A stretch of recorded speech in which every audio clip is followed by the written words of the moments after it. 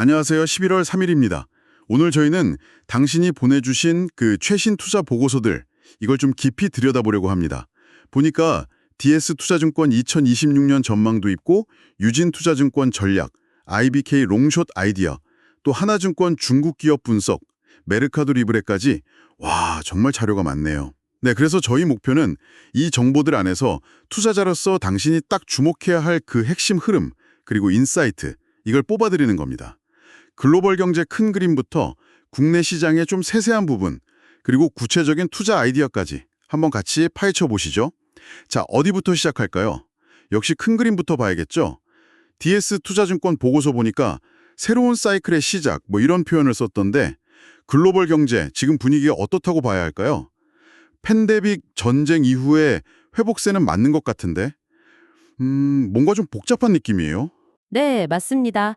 회복 국면이다 이렇게 볼 수는 있는데 이게 나라별로 속도라든지 방향이 제각각이에요. 그래서 정책 대응도 좀 엇갈리고 있고요. 특히 이제 재정 정책의 역할이 좀 커지는 그런 분위기입니다. 그중에서도 역시 미국을 빼놓을 수는 없겠죠.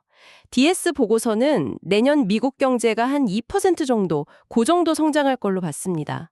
아무래도 금리 인하 같은 통화 정책 완화 기대감도 좀 있고 재정 정책도 약간 확장적으로 갈 가능성이 있고요. 또 하나 주목할 점은 그 관세 관련 불확실성이 좀 줄었다 이런 분석입니다. 아, 관세 이야기요. 이게 사실 트럼프 행정부 때부터 계속 이슈였잖아요. 근데 DS 보고서는 생각보다 영향이 제한적일 수 있다. 좀 의외인데요? 그렇죠. 다들 좀 걱정했던 것보다는 충격이 덜하다, 뭐 이런 분석인데요. 실제 적용되는 관세율이 알려준 것보다 좀 낮다는 거예요. 한 10% 내외. 이게 기업들이 수입 경로를 좀 바꾸고 뭐 이런 식으로 대응하고 있다는 거죠. 물론 소비재 가격에는 영향이 있겠지만 산업재나 자본재는 또 예외 조항 덕분에 부담이 덜하고요. 결정적으로는 그 예전 1930년대 대공황 때처럼 글로벌 교역량이 확 줄어드는 그런 최악의 상황은 아니라는 겁니다. 오히려 관세 수입이 늘어서요. 이게 월 한 300억 달러 수준이라는데.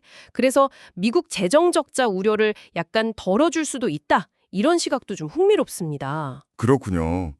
근데 미국 경제 얘기할 때 절대 빼놓을 수 없는 게 AI잖아요.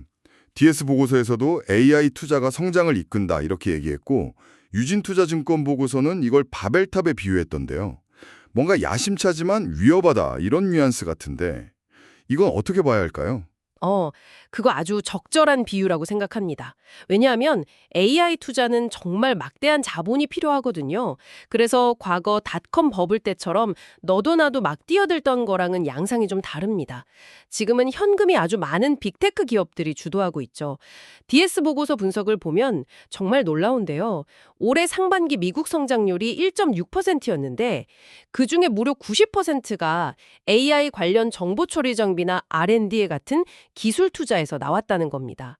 이걸 빼면 미국 경제는 거의 뭐 제자리 걸음인 셈이죠. 90%요? 와, 정말 AI가 다 끌고 간다고 해도 과언이 아니네요. 근데 이게 바벨탑처럼 위험할 수 있다는 건 그건 어떤 의미일까요? 바로 그 양극화 문제입니다. 유진 보고서가 지적했듯이 이 AI 붐이 소득 상위 계층의 부를 더 늘리는 그런 효과를 내고 있거든요. 미국 상위 1%가 전체 주식 자산의 거의 절반, 49.9%를 가지고 있다니까 AI 관련 주가가 오를수록 격차는 더 벌어지는 거죠. 기업 간에도 그렇죠. AI 기술 가진 기업이랑 그렇지 못한 기업 격차가 커지고 있고요. 이런 상황에서 연준이 금리를 내리고 또 유동성을 푸는 정책, 그러니까 양적 긴축 QT를 중단하는 결정이요. DS 전망으로는 내년 12월 QT 중단, 26년 말 기준금리 3.25%인데 이게 자산 가격에는 물론 도움이 될 수 있지만 이런 불균형을 더 심화시킬 수도 있다. 이런 우려가 나옵니다. 결국 AI가 성장을 이끌긴 하는데 그 혜택이 골고루 퍼지지는 않는다. 뭐 이런 얘기군요. 달러 가치는 어떻게 될까요? 금리 인하하면 보통 약세로 갈 것 같은데 보고서들은 좀 다르게 보는 것 같기도 하고요. 네, 단기적으로는 그 금리 인하 기대감 때문에 달러가 좀 약세를 보일 수 있습니다. 하지만 중장기적으로 보면 AI 분야에서 미국의 그 압도적인 지배력, 이걸 무시할 수가 없거든요. 이게 달러의 지위를 계속 지지해 줄 거다, 이런 거죠. 그래서 DS 보고서는 달러 인덱스가 한 95에서 105 그 사이에서 움직일 거라고 예상합니다. 단기적인 약세 이후에 다시 강세로 돌아설 가능성, 여기에 좀 무게를 두는 것 같습니다. 자, 그럼 이런 글로벌 환경 속에서 우리 한국 경제는 어떤지 한번 들여다보죠. DS투자증권은 내년 1.8% 성장 전망했고 유진 보고서에서도 수출 개선세가 뚜렷하다 이렇게 나왔죠. 특히 반도체가 엄청나다고요. 네, 한국 경제를 이야기할 때는 지금은 반도체 이걸 빼놓고는 설명이 좀 어렵습니다. 유진 보고서를 보면 10월 일평균 수출이 작년보다 14% 늘었는데 반도체는 무려 38%나 급증했어요. 이게 올해 들어서 가장 높은 증가율입니다. 최근에 메모리 가격도 오르고 있고 또 AI 서버용 수요 이게 본격적으로 반영되기 시작한 결과로 보입니다. 게다가 그 미중 관세 조정 같은 대외 환경 변화도 우리 수출에 는 좀 긍정적인 측면이 있고요. 와, 정말 반도체 덕분에 수출이 살아나는 모습이네요. 근데 보고서들은 동시에 좀 경고도 하고 있죠. 너무 반도체에만 의존하는 거 아니냐, 뭐 이런. 맞습니다. DS랑 유진 보고서 모두 이 점을 좀 위험 요인으로 꼽고 있습니다. 반도체를 제외한 다른 산업들, 이쪽 수출 회복은 아직 좀 더딘 편이거든요.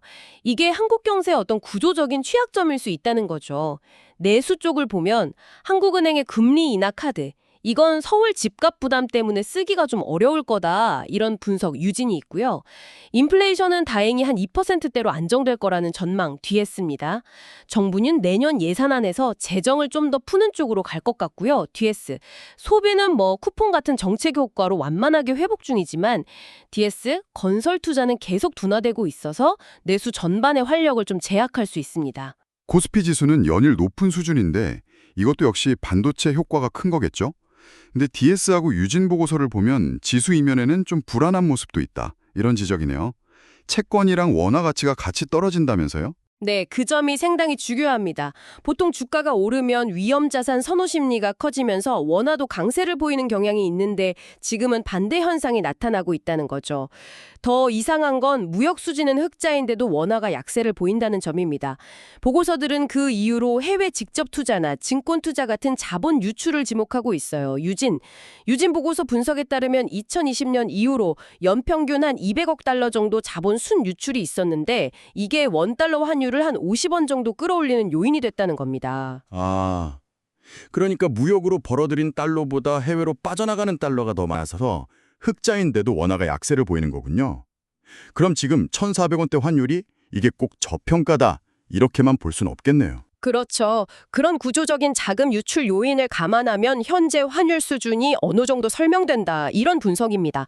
유진 보고서는 코스피 4천 시대 가능성까지 언급하면서도 이런 극심한 반도체 쏠림 현상, DS 추정으로는 20년 코스피 순이익 83조 중에 60% 이상이 반도체 기여 예상이라는데요. 이런 쏠림과 시장 양극화 심화를 계속 경고하고 있습니다.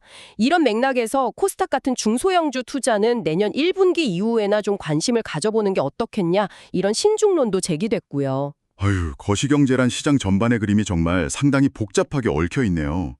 그럼 좀 더 구체적으로 들어가서 개별 투자 아이디어를 살펴볼까요? IBK 투자증권 보고서에서 롱숏 전략을 제시했는데 이게 퀀트 모델 기반이라고요.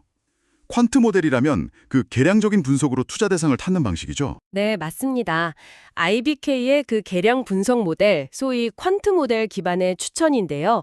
중요한 건 이게 절대적인 추천이라기보다는 특정 시점에서의 데이터 분석 결과다, 이렇게 이해하셔야 합니다. 롱 아이디어, 그러니까 매수 추천 쪽을 보면 몇 가지 좀 흥미로운 점들이 보여요. 예를 들어서 JYP 엔트 같은 경우는 3분기 실적 기대감도 있지만 경쟁사인 하이브 주가가 오르면 좀 따라가는 경향이 있고 또 한알령 해제 가능성 같은 그런 기대감이 반영됐습니다. 또 이오테크닉스 같은 경우는 실적은 좋은데 주가는 상대적으로 좀 덜 올랐다. 즉 밸류에이션 매력이 부각됐고요. 또 반도체 사이클 수혜도 기대되고요. 기술주 중에서는 실적 대비 주가 매력이 부각되는 종목. 엔터주는 또 정책 기대감 같은 모멘텀이 작용했군요. 그러면 숏 아이디어, 즉 매도 추천 쪽으로 어떤가요? 숏 아이디어로는 예를 들어 KT가 꼽혔는데요. 2분기 실적이 워낙 좋았기 때문에 앞으로 그만한 모멘텀을 보여주기 좀 어렵지 않겠냐는 우려, 그리고 해킹 관련 불확실성 이런 게 지적됐고요. 이마트 같은 경우는 실적 전망치가 낮아지고 있고 소비 심리 둔화 우려가 크다는 점이 좀 부정적으로 작용했습니다. 또 CJ제일제당이나 현대해상 같은 소위 방어주들 있지 않습니까? 이런 주식들은 요즘 같은 강세장에서는 상대적으로 매력이 좀 떨어진다. 이런 분석도 있었고요.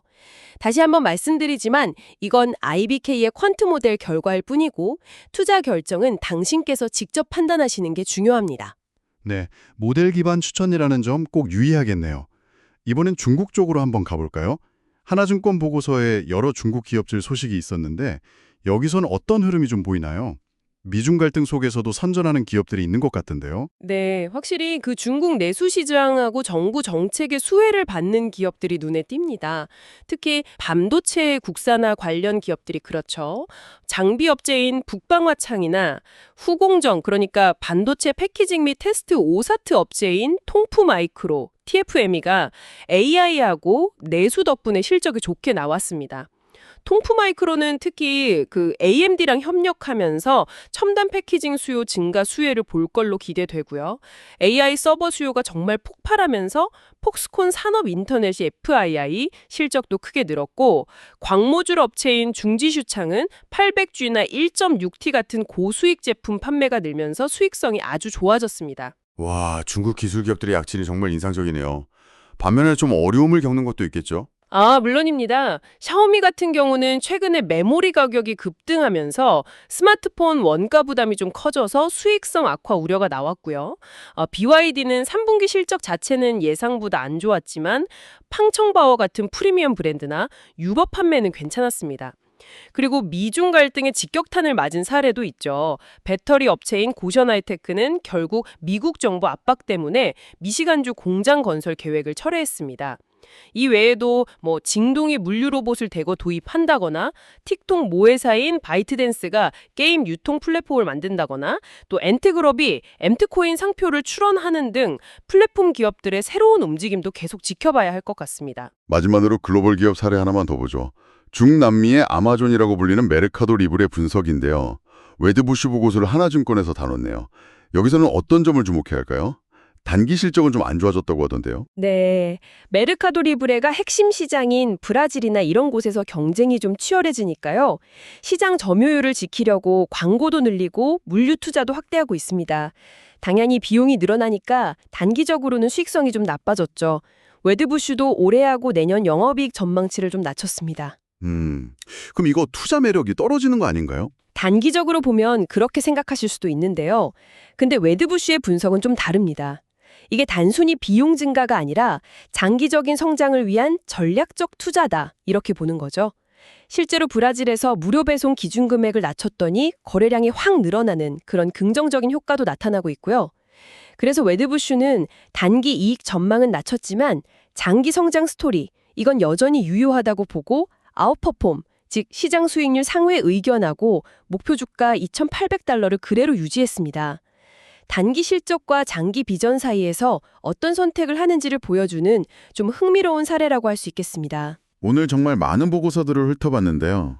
좀 정리를 해보면 글로벌 경제는 회복세지만 AI가 주도하면서 미국 중심의 성장, 그리고 그 이면에 양극화가 뚜렷해지고 있다는 점. 한국 경제는 반도체 덕분에 숨통이 피었지만 과도한 의존성과 자본 유출이라는 숙제를 안고 있다는 점. 그리고 개별 기업들은 이런 거시적인 흐름 속에서 각자 기회를 찾거나 또 위기에 직면하고 있다는 점. 이렇게 요약할 수 있을까요? 네, 아주 정확한 요약이십니다. 오늘 살펴본 보고서들은 공통적으로 선택과 집중을 이야기하고 있는 것 같아요. AI처럼 확실한 성장 동력이 있는 분야나 특정 회복력 있는 섹터에 주목하되 밸류에이션 부담이라든지 인플레이션 재발 가능성, 또 각국 정부의 정책 변화 같은 위험 요인들도 절대 간과해서는 안 된다는 거죠. 특히 한국 시장 투자자 실안원, 반도체 외 다른 산업의 회복 속도, 그리고 원달러 환율에 영향을 미치는 자금 흐름, 이걸 계속해서 좀 면밀히 점검해야 할 필요가 있겠습니다. 자, 오늘 분석을 마무리하면서 당신께 한 가지 좀 생각해볼 질문을 던져드리고 싶습니다. 유진투자증권 전략보고서에서 나왔던 아이디어인데요. 소득과 자산 격차가 점점 더 벌어지는 이 시대에 어쩌면 금융서비스, 명품 소비, 심지어 헬스케어나 뷰티 같은 산업들이 소수의 부유층을 중심으로 돌아가는 일종의 새로운 럭셔리 산업으로 변모하고 있는 건 아닐까요? 앞으로 투자 기회를 찾으실 때 이런 사회 구조적인 변화가 특정 산업에 미치는 영향까지 고려해 보신다면 좀 더 넓은 시야를 가질 수 있지 않을까 그렇게 생각합니다. 오늘 저희가 준비한 깊이 있는 이야기는 여기까지입니다. 함께해 주셔서 감사합니다.